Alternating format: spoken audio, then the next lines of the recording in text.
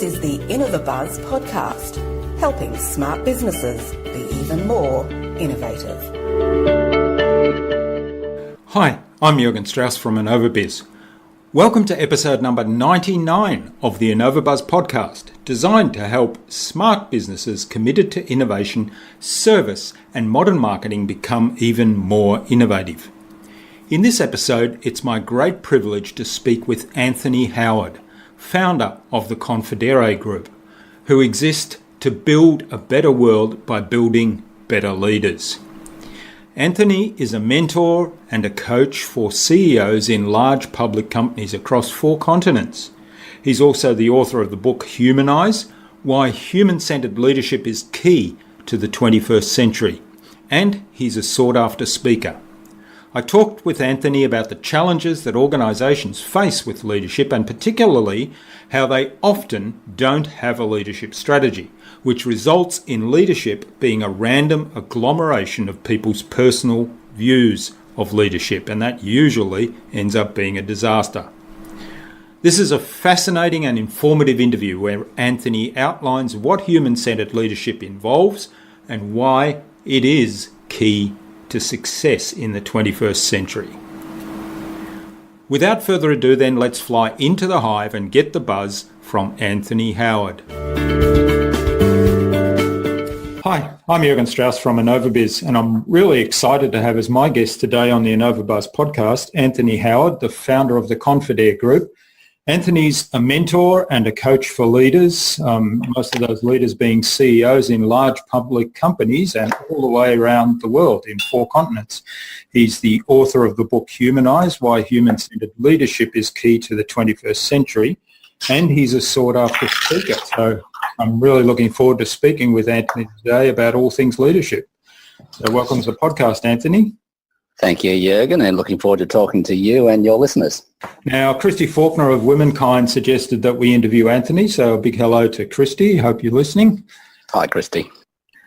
Now, Anthony, I've had a look through a lot of the things that you've published, not all of them because you're a very prolific publisher, and I've had a glance at your book. I haven't had time to read it all, but that is on the list to read.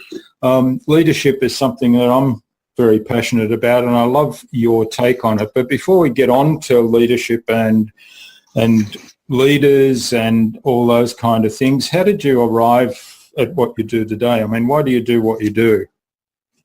The kind of short version is I grew up in a really lovely family in a rural town in Australia, and within a week of finishing school, I was in Japan on a ship, and I joined the merchant navy, what some countries would call the merchant marine, to become a navigator. And so literally overnight, I shifted from, let's say, a warm, caring, loving family to a brutal, violent world of men, where you got stuff done basically by fear and intimidation. Yeah. Now, there were some good men there, and so, but it was a pretty scary place for a 17-year-old who yesterday had been at home and today was in a very different kind of world. And it was a kind of an introduction to a way of leadership that got stuff done there, you know, heavily command and control and intimidation. And I kind of looked at that and said, this is not the way to do it. There must be a better way. Now, I don't want to kind of suggest at 17 I had that level of insight, but when I look back on the work and interest in leadership, I can see it stemming back to that time. Yeah, so it definitely shaped and set a journey and direction, I guess. And I imagine that was a big culture shock for you. Absolutely. It was a radical culture shock. So, you know, as listeners could tell from my accent, I'm Australian. But I found myself in a world of 37 men. It was all men. And I was probably one of 2 or 3 Australians. It was like the United Nations.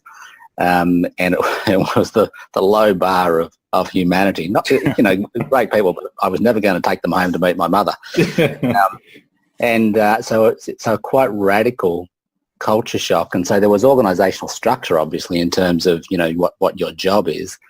But I had to learn that I could not get stuff done by telling people what to do. They would, frankly, give me the finger and ignore me. And I could only get stuff done by figuring out how to lead by influence, figuring out how to build relationships with people so that they would kind of at least give me some level of respect that would enable us to do what needed to be done.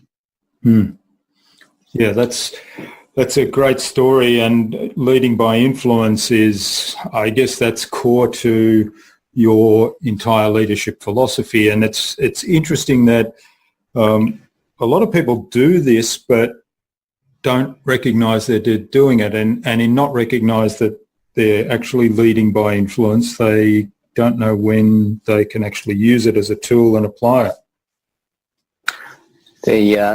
That's a good observation. It does surprise me that we're not well trained in leadership, if I could make a generalisation.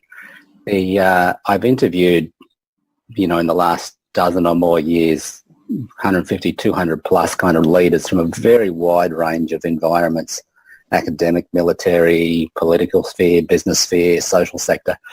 And I've got to be honest, there's the military and some particular segments of the military train leaders well, because they recognise that you as a leader, you're going to be leading a group of men and women into, very difficult situations, and leadership is going to matter at that point. In business, we make an assumption that, if you've got a degree, you've probably got a level of intelligence, and if we give you this job and you've been successful in it, we might get you to lead a team. And suddenly we find ourselves leading people and having to get stuff done through people. Now, certainly there's some businesses who do train and develop their people and do it well. But if you look at leadership as a specific domain, if you like, the level of training is not that good, and we make it up therefore as we go along. That's right, yeah.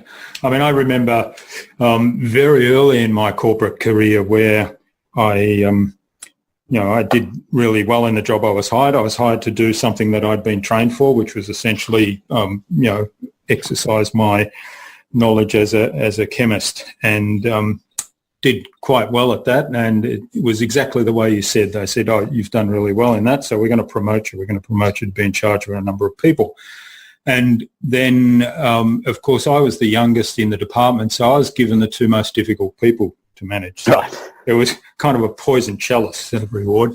And, so I struggled. But, part of the reason I struggled wasn't just because they were the most difficult people. I mean, they were given to me because nobody else wanted them. But part of the reason I struggled was I had no experience in leading people. I was given no extra tools. I was basically expected to know it because I was good at what I'd done before, which had nothing to do with leadership. So it was kind of a baptism by fire there as well. And actually one of those people turned out to be an absolute gem. And it was, when I realised that it was about building a relationship with the people and then, as you said, leading by influence. And that was when the turnaround came. And I was thinking then, and I'd had lots of discussion. This is going back 30 years, by the way, just giving away my age a bit. You're a boy. Lots of discussions in those days around, hey, people come into a job, they do well, they get promoted into a leadership role, and why isn't there anything around where people are actually trained as leaders and given skills so that when they get into a leadership role, that they're actually good at that as well? And so it's still like that today, isn't it? It really is. And so many people, I think, listening would relate to that experience of having been successful in a task then being put into a leadership position, which might be called a management role, to lead a little team. And it's not unusual to be given the most difficult people because, as you say, nobody else wants them. So let's give them to Mary, And so we throw people in the deep end in a very difficult situation and kind of set them up to fail, which is just staggering because that means ultimately we're damaging Mary, who was, all excited about this promotion, and we're damaging, of course, potentially the people that Mary's looking after. That's not right. good for anybody. And to kind of extend the thinking, if you like, I go into organisations and as you mentioned, I'll be working with a chief executive and, very senior kind of leader, and I'll ask them about their mission, their vision, their purpose, however they want to kind of articulate that. Where are they going? And of course they can articulate that. And then I'll ask about their business plan, their strategy. They can articulate that. And then I'll say, and what's your leadership strategy? And it kind of gets met with silence. And this quizzical look, and well, how do you mean? I say, well, my assumption is that you're going to get stuff done through people. All that stuff you've just described, you're going to get it done through people. And they go, well, right. And I say, well, that's a leadership issue. You have people leading people to achieve those results and outcomes that you're seeking for. So if you don't have a leadership strategy that you can articulate, I guarantee everybody will default to what their view of leadership is. And you could have 1,000 views of leadership loose in the organisation. Yeah, and it's like you mentioned earlier, I think, when I was relating my story, where, not only does it potentially hurt the new manager and the employees, but it hurts the company as well, because if everybody's running their own version of leadership, and some of that may be reasonable, some of it may be cobbled together, maybe it works, maybe it doesn't, and certainly there's going to be 1,000 different variants, so that when people transfer from one place to another, they're suddenly mixed up again, and it hurts the organisation, because, and I think you said that somewhere in the book or in one of your blog posts, that people impact the bottom line. Absolutely. And a lot of businesses forget that. So there's, you talk a lot about human-centred leadership, but at the same time, if you consider a business that is concerned about the bottom line and the business making profit and so on, well, it's people that impact that. It's absolutely people. It gets done through people, and people will default, in my experience, they will default to a command and control style of leadership when they're under pressure and they're not sure how to act. So when they're under pressure, the job's got to get done. They'll be going, John, Mary, better. You got to get that done by 5. You got to work all night. Whatever you got to do, you got to get it done. They'll get bossy. They'll get demanding. And the research is so clear about the negative impact that has on people, the negative impact that has on engagement, the negative impact that has on customer scores, engagement. And so that has to flow through to negative impact on the bottom line. That's right. Now, you, I think it might be on the tagline on the Confidere website, you talk about human-centred leadership and the focus on the bit I really kind of want to pick up on here is focusing on creating an environment where people can grow, develop and become their best selves. And we kind of do a lot of work on, marketing structure, but we tend to look first at the whole environment of the company before we go into the marketing and that. And so I'm looking for some parallels there, I guess. Tell us a little bit about how you approach that, building that environment first. I guess that's the foundation, is it? Environment and a culture of leadership? Yeah, very, very much so. I feel really deeply that the primary role of a leader, and so, in a functional sense, a CEO or, someone who's got responsibility for a group of people in an organisation, their primary role is to create an environment in which people can flourish. So in other words, that what that means is, that your job as a leader is to create a space, an environment where people can come to work and do their best work, be their best selves. And so, you'd like to think that, at the end of the day, those people are as good, if not better than they were when they arrived in the morning. So in other words, they're not kind of burnt out and damaged by work. They're energized, they've learned, they've grown, they've developed. And if you extend that into a career, then, over time, these people at work become their best selves. Now, I know life is not just work. There's other dimensions to life than just work.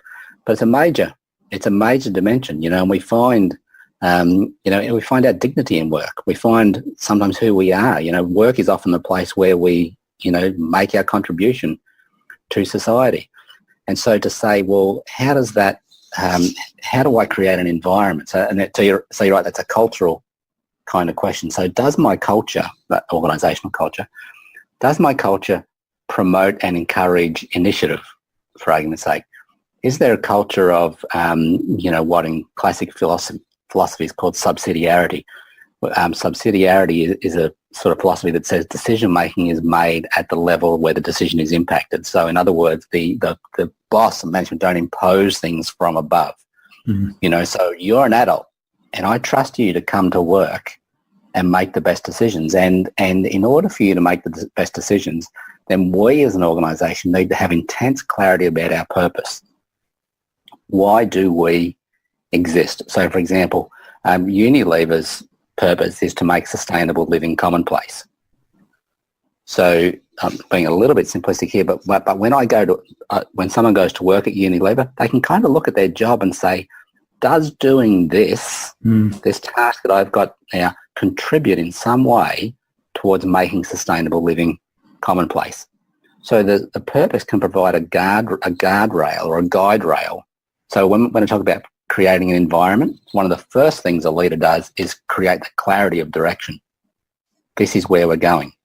And then it gives kind of boundaries for wherein you can work and say, well, Anthony, your role is this.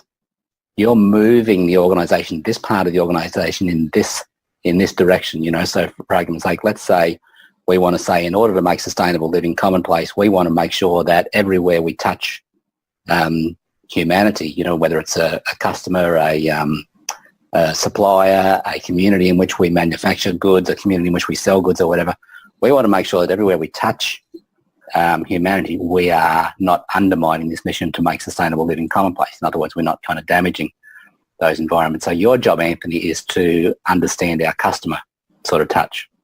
You see where I'm going with this?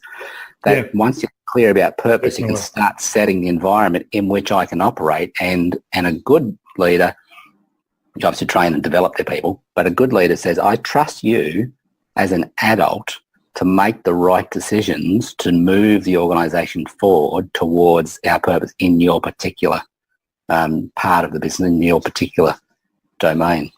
Yeah, I really like that. And there are some really great examples of purpose or mission statements that companies have that are not, you know, even some of the big corporate ones that are not just corporate speak, but they actually give people that feeling of, you know, the check and balance right now. So, okay, my role is to answer the phone and provide service when people call in on the hotline or whatever. And so somebody answers and so you can ask that question, you know, does taking this action, so let's say it's a decision around giving a refund if somebody lodges a complaint or those sort of things. So, you know, giving the person the ability to make that decision there without necessarily rules, but the direction and the vision and values and purpose where they have that as the compass to make the decision. Absolutely. I'm reminded of a CEO that I interviewed who was head of a big construction company in Sydney many years ago when Sydney was competing to win the bid for the 2000 Olympic Games. Mm-hmm. So his company was constructing the Olympic stadiums, Olympic swimming pool, these kind of things. And so he was forever, you know, he'd go to the individual workers, you know, the bricklayer, the man laying tiles, the man building the Olympic diving platform, all that kind of thing. And he'd say to them, you know, what's your job? And he'd say, well, I'm a bricklayer, I'm laying the tiles, you know, I'm building the platform. And he said, no, you're helping Sydney win the bid for the Olympic Games. And he said, if you go out to that site now and do things like climb the diving platform or go and kind of look behind corners and things, you'll see a quality of work and a professionalism because people didn't see that they were just laying tiles or bricks. They were trying to win the bid for the Olympic Games. And so the purpose doesn't necessarily have to be, you know, this tremendously noble social cause, but it does have to have an aspiration to it that is far beyond just making money and satisfying shareholders. It has to be a purpose that everyone in the organisation can get out of bed in the morning and go, that's why we're working here. Yeah. You know, we're changing our bit of the world in this organisation. That's right, yeah. Because I guess everybody fundamentally has a need to be significant in that they've made a difference somewhere. Well, that links back to my whole sort of thinking around human-centred leadership. You know, as persons, as a human being, you know, I want to make a contribution. You want to make a contribution. Your listeners want to make a contribution. There's something in us, in being human, that says there's a bit of the universe, there's a bit of the tapestry that's mine to weave. there's a bit of the painting that's mine to paint, and I want to find out what that is, and I want to do that to the best of my ability. Now, whether people are in the situation where they can do that or not is needs to be addressed. But in terms of wanting to do it, most people are aware of that kind of there's something I'm here to do. I want to make a contribution, and if you can find how that your contribution aligns to an organisational contribution, and then the organisation can have a whole lot of aligned people, it creates a pretty fast-moving kind of organisation. And those are leadership questions, understanding the human person, understanding each person's aspirations, aligning that with the why of the organisation. Yeah, that's a great way of putting it. Now, I had a thought there as you were saying that, in that, often, people need to get a job to earn money, earn a living, and sustain themselves and their families. Mm-hmm. And so often people end up in jobs that they're not a good fit for, in terms, maybe they know how to do the work, maybe they have the technical skills, but they're not a good fit for the culture of the organisation. Mm-hmm. And so as a result, at some point, usually fairly quickly, they become unhappy, and it's kind of a bit of a downhill thing there, and they're also not a fit, so that they don't feel that sense of purpose, and maybe they're at odds, the purpose is at odds with their beliefs or whatever. So to me, that kind of comes back to the organisation itself doing the hiring and having a poor hiring plan in place, because they're not doing anyone any favour either by hiring people that aren't a good fit to their culture, their belief system and their environment. So have you got any thoughts on that? Yes, I think I am of the view that, if you've done an organisation, if an organisation has done good work on its culture, then my expectation is that you've got a good, positive human culture. It's not going to be a negative, lying, backbiting. There are cultures like that, but that's not a culture that's been kind of, worked on and developed. So in other words, unless you're in a toxic kind of culture, and my view would be if you can't change that kind of culture, you should look to leave, that you're probably in a good kind of culture. Now, to your question about, well, what if you're even in a kind of reasonable culture, but you are not a good fit for that culture? Or perhaps, take the other example, you're in a toxic culture and you need to move. And sometimes you can be kind of trapped because you're thinking, well, I've got to pay my mortgage. I've got to kind of care for my family, and I can't just sort of up and leave next week and just hope that the universe will deliver something. Mm. And that's real. That's real for many, many, many, many people, and many people are in very difficult situations. The answer, and I offer this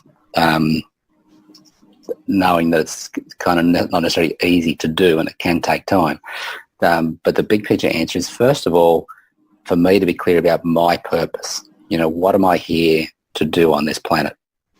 And then to say, okay, now what do I need to do to over time move towards that? And so, one's purpose could be to, let's say I discover that my purpose is, or you discover your purpose is to help other people become their best selves.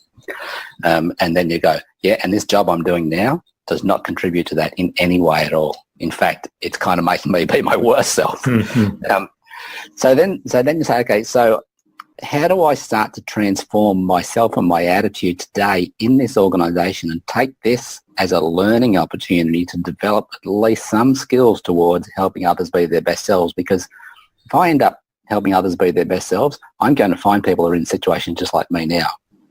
So suddenly I can start thinking differently about my work, the work I'm doing in a difficult environment, and I can actually start to get energized by it because I've now transformed the way I think about it. Does that make sense? Yeah. So that the way our perception towards things really, really matters. Now, I don't want to kind of then leave people with the impression that, we can make it all roses by thinking about it. There are some very difficult kind of situations. But the moment you change the way you think, you will launch a new trajectory. And that will start to create opportunities that you're unaware of at this time. That's great advice. And clearly It's a lot easier to change the way you think about a situation than to change the situation if it's a big organisation and you're one person in the cog. One cog in the machine. Absolutely. I find it comical. All these organisations that are running big change programs, we're going to change everyone. But the reality is I struggle enough to change myself, let alone to change someone else. We actually cannot change anybody. It's an illusion. All we can do is create an environment that allows you to change. Yeah. That's kind of why the environment really matters. Yeah. That's great advice. And I'm interested because there's a lot of companies, and I've come across many that I've worked with, where they're looking at change programs. They've got situations where, because technology is changing and because there's disruptive technology out there. So, if you think about photography or the hotel industry with Airbnb or the taxi industry with Uber, where, the traditional business models are kind of disappearing because people aren't responding or adapting to them or not ahead of the game.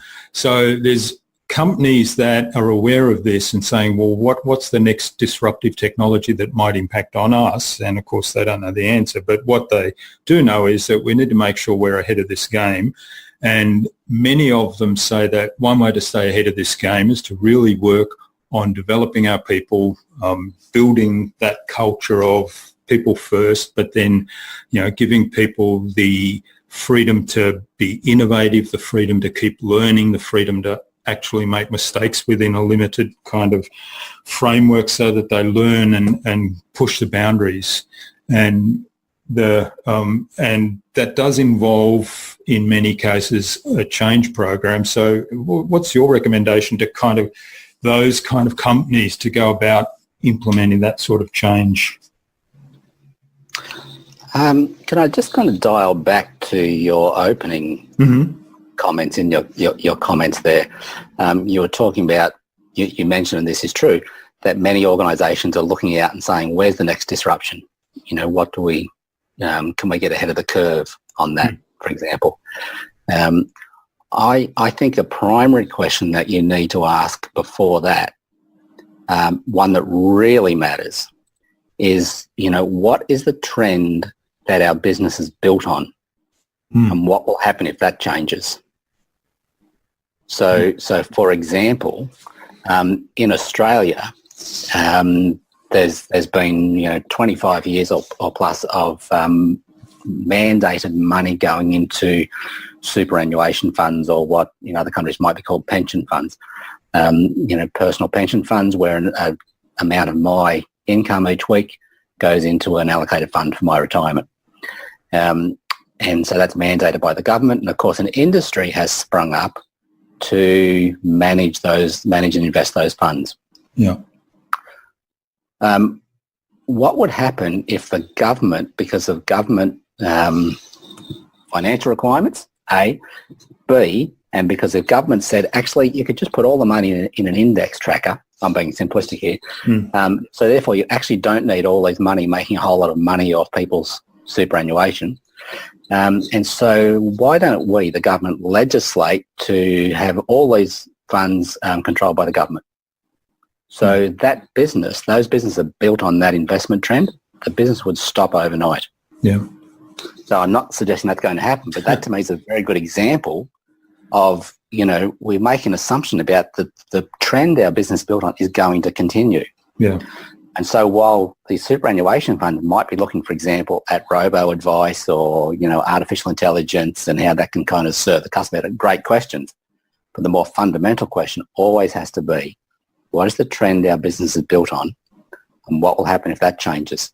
The moment you start asking that question, you might find a way of actually becoming the change agent and saying, we could actually disrupt the trend itself, rather than looking at down the track saying what trend what technology might disrupt us.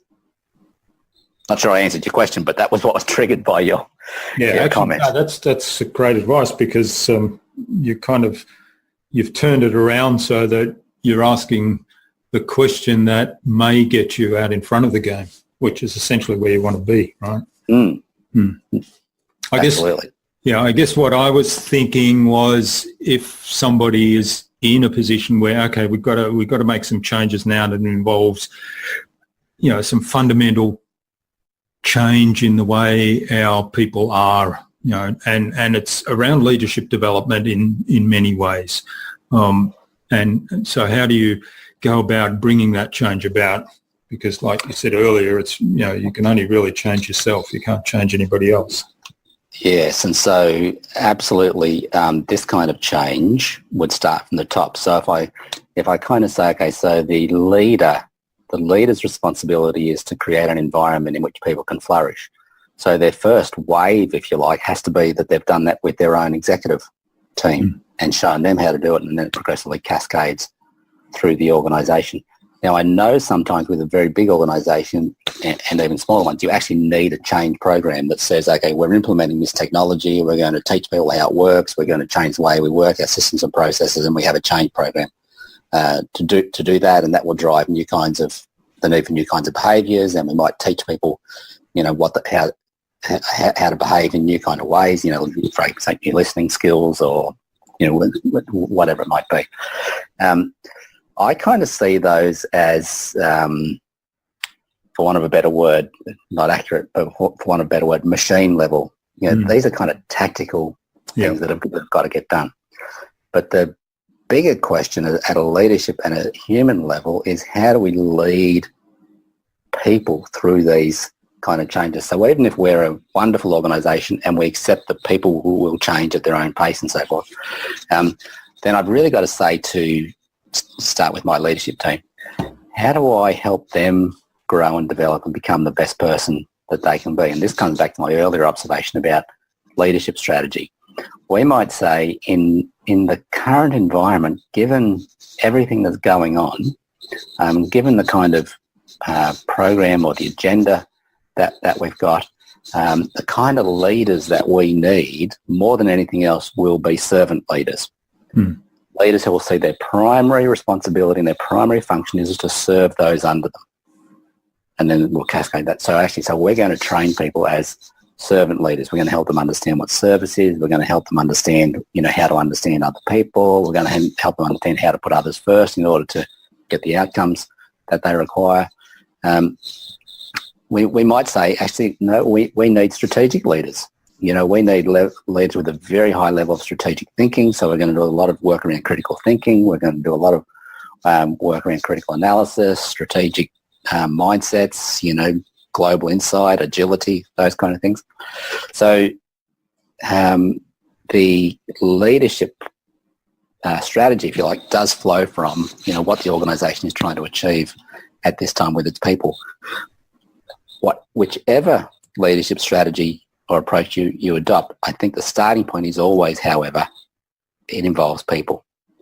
It's me leading Mary. It's Mary leading John. It's human persons, and so we need to ensure that we have people who see that serving this person is the first responsibility of leadership, whatever kind of strategy we have around the leadership approach. Yeah, great advice. Now, one of the things that I'm curious about in terms of kind of putting people into age categories, I guess, and I hear this from time to time, is how do you engage millennials in a leadership program like that, or how do you gain the loyalty of millennials, because people kind of paint them or with a broad brush and say millennials because of the opportunity and because of the way they've grown up. I guess they're much more inclined to jump from one job to another, and yet clearly, if an organisation has got an ageing workforce, they've got to get some new ideas and new thoughts and people who understand modern technology in there, so which are millennials. So what are your thoughts on that? I may not be the best person to ask because, because neither of us are. I'm a long way from being a millennial, I can tell you, but I have millennial children and I have millennials on my team. Yeah. So my First observation is I'm kind of not a believer in this stratification, X, Y, millennial, all this kind of thing. I understand how, different generations think differently, but I think it's a bit simplistic to put them into those kind of what I would think of marketing kind of categories, because I think most people are human beings. Yeah.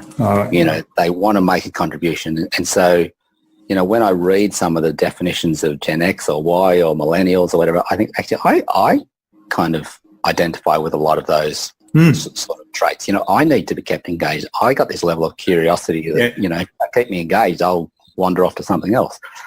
So there's a whole lot. I get the same thing when I'm doing some of that stuff. And I agree with you. I don't, I think there's a danger in actually categorizing things like that. And I think, you're still talking about people and everybody's got their individual characteristics. And yes, you can say that, well, people that have grown up in, after the 1980s perhaps have grown up with technology and so on. But, they're still people, like you say.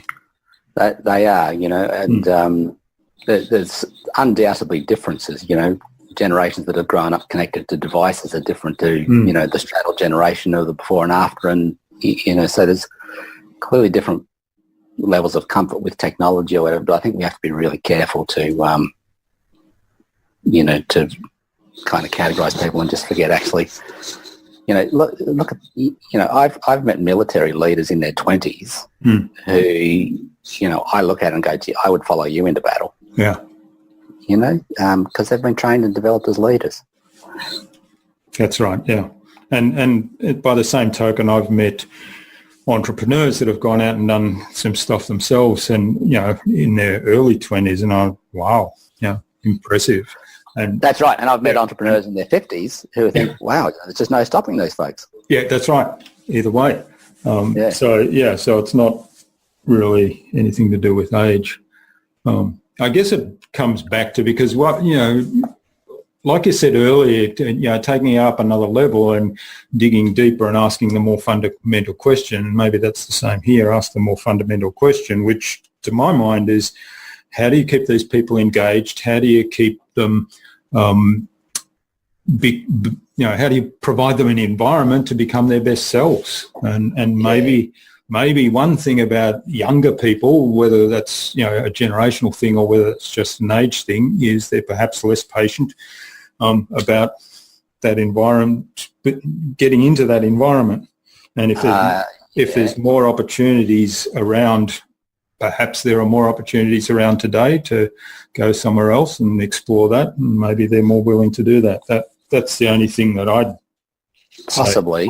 That's you're probably right there. Another observation I would add to that is there's no doubt at this moment in history in the West, I think there's a little bit of a luxury of the West, but there's no doubt that we are in a moment where there's a big kind of social search for meaning and purpose at an individual level, at an organizational level, at national levels. We're saying, why do we really exist? What's sort of my point of contribution? And so, for example, there's any number of consultancy practices today that help organizations find their purpose that did not exist 5 years ago. Yeah. There's, the number of people who, Simon Sinek and others start with why.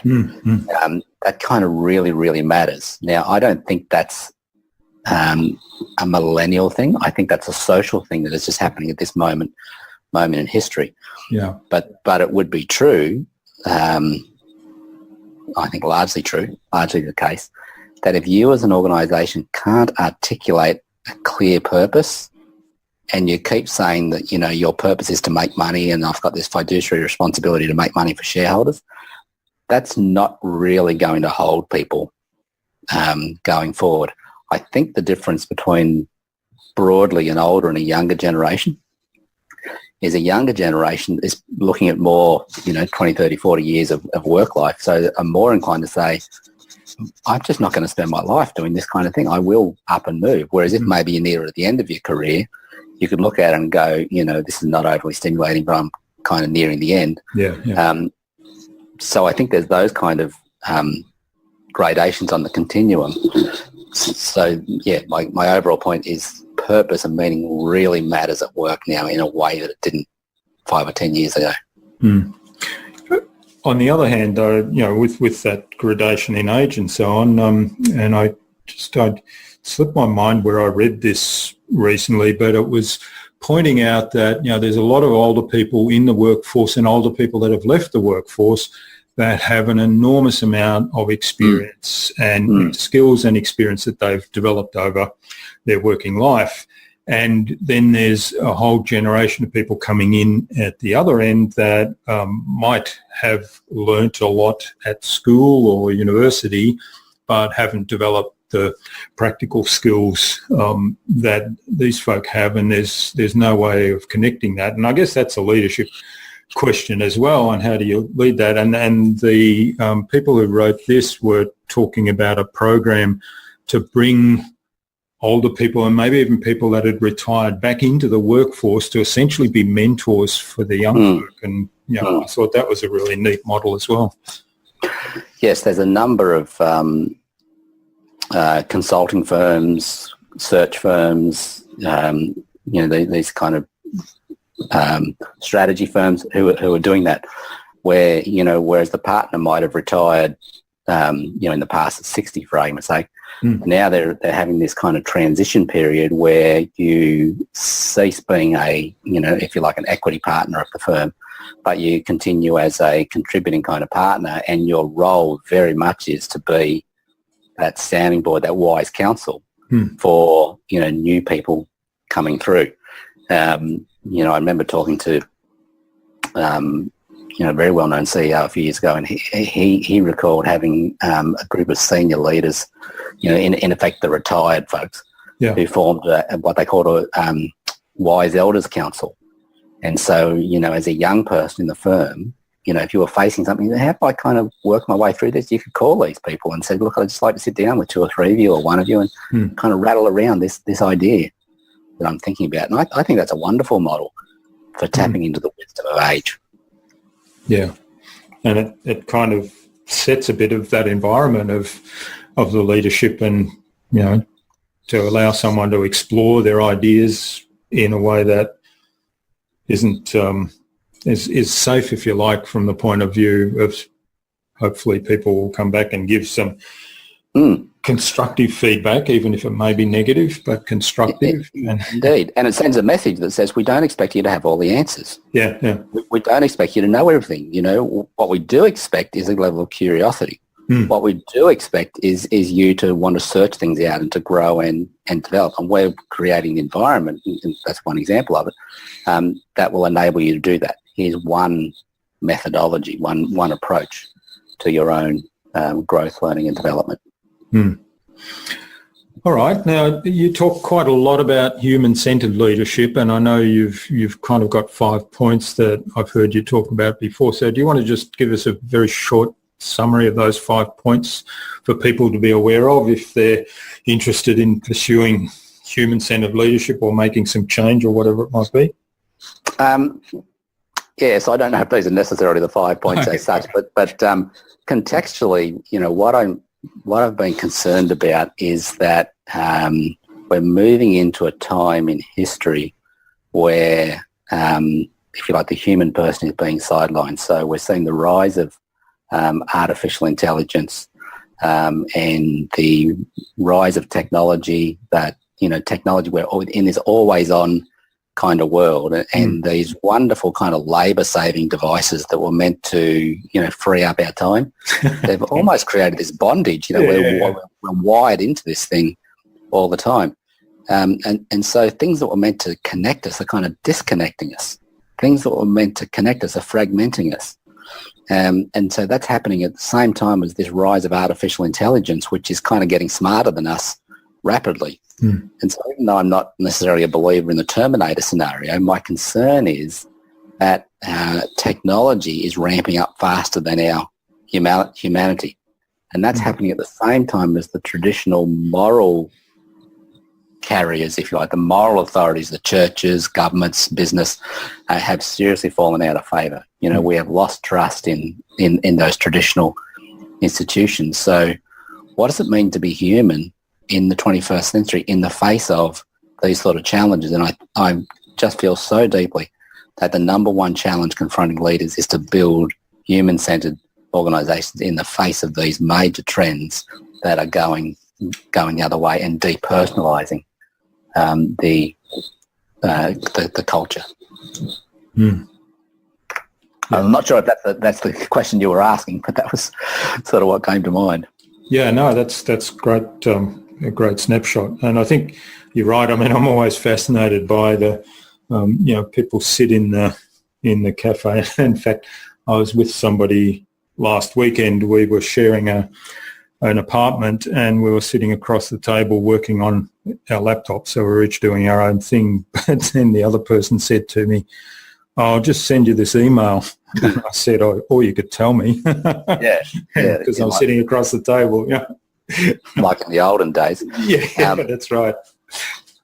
Yeah, I think at the same time we do take that a little bit with a grain of salt, because, I certainly remember in the pre-internet days, if you were riding on a train, everyone would have their head in a newspaper. So or a book. It wasn't like we were in this wonderful communicative kind of age, but things have changed with technology.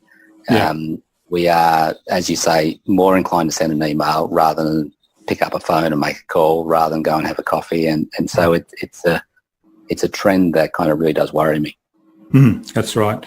And then if you take that trend further, so I'm a big fan of social media, but I think it has its place and it needs to be used carefully. And in the digital marketing world, where we operate, I keep explaining to people it's actually no different than anywhere else, where number one, you have to build a relationship with people first. You have to then understand, what they need, and is their biggest need something that you can help with.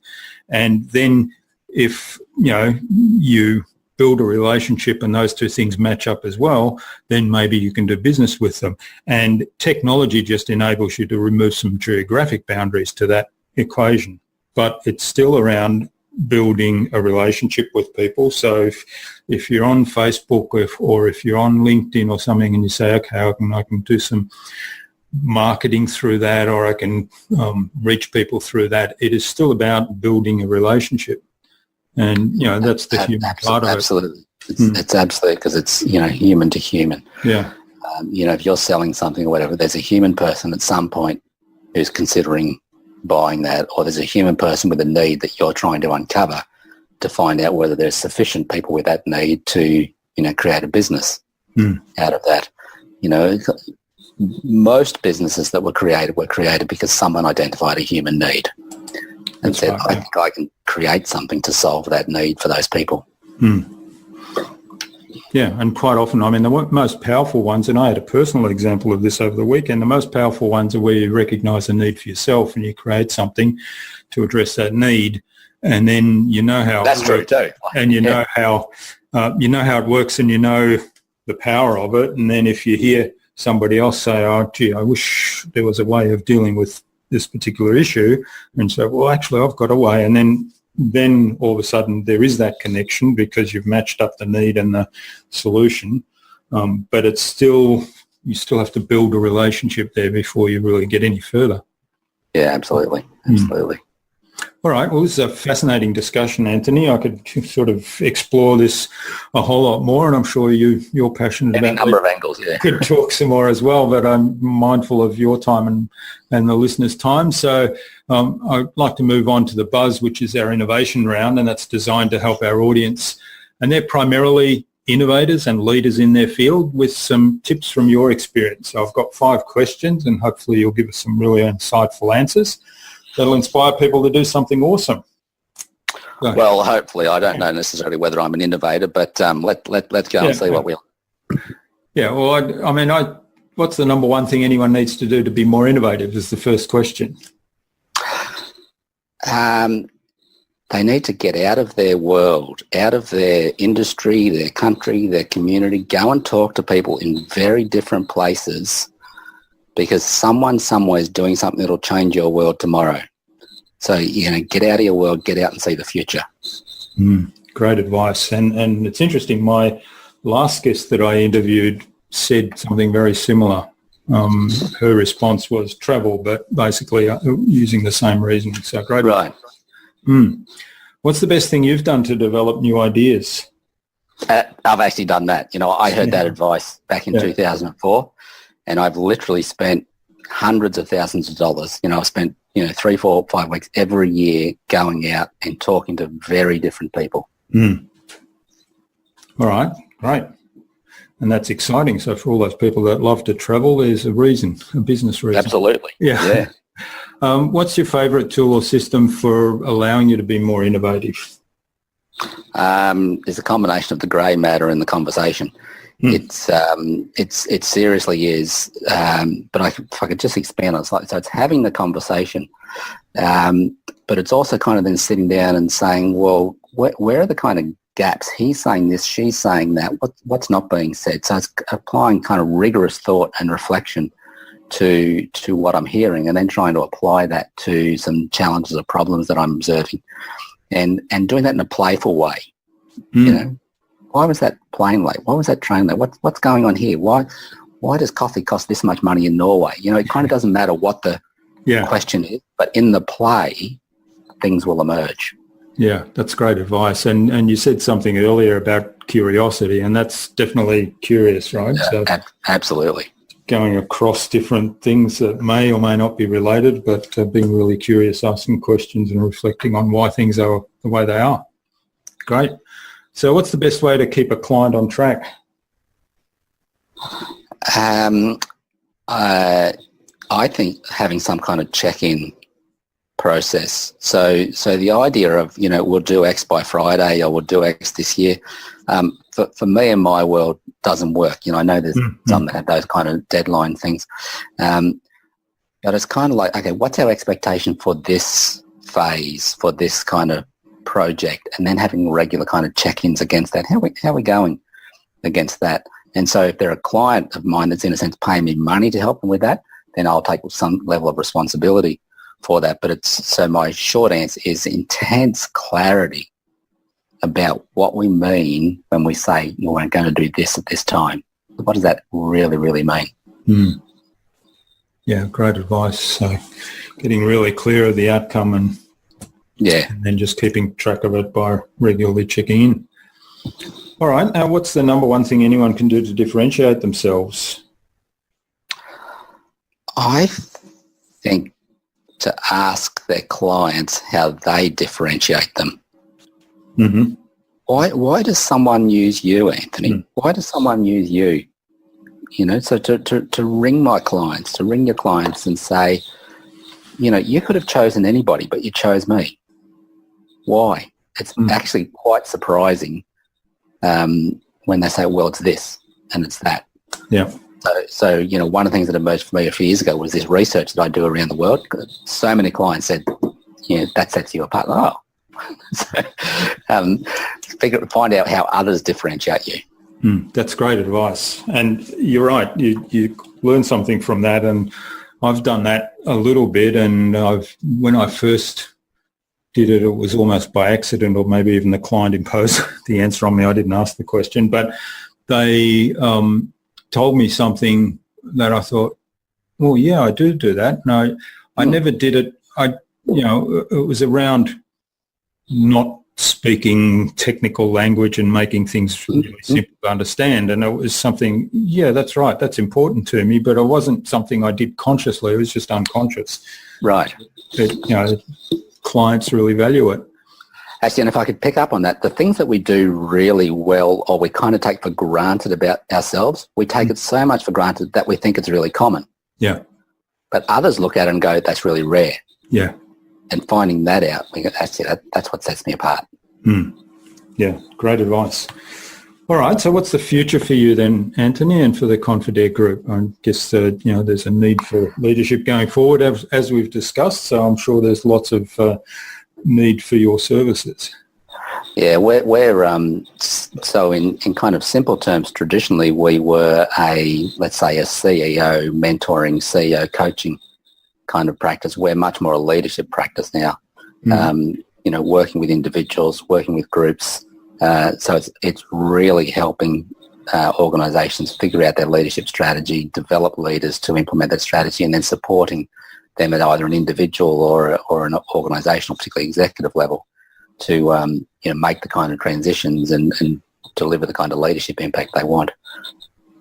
Mm. All right. I'll look forward to keeping in touch and seeing how things go from here. So what's the number one piece of advice you'd give to any business owner who wants to be a leader in innovation and in their field?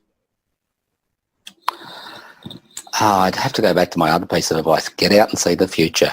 Get out of your existing kind of world. We're all restricted by our thinking, by our current environment. And so the moment you get out of that, you go, oh, there's another way of addressing exactly the same problem. There's another way of asking a question.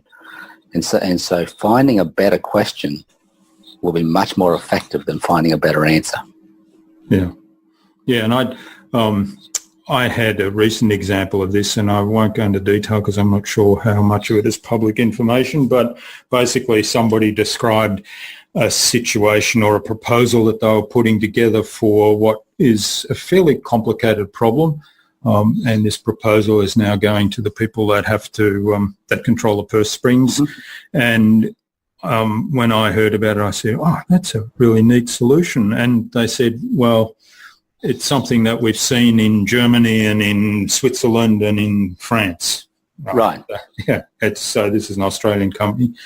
So it's exactly what you're saying there. So they've gone around and seen things in action, how they could be with the blinkers off outside of their environment and outside of the limitations and restrictions to their thinking that were in place.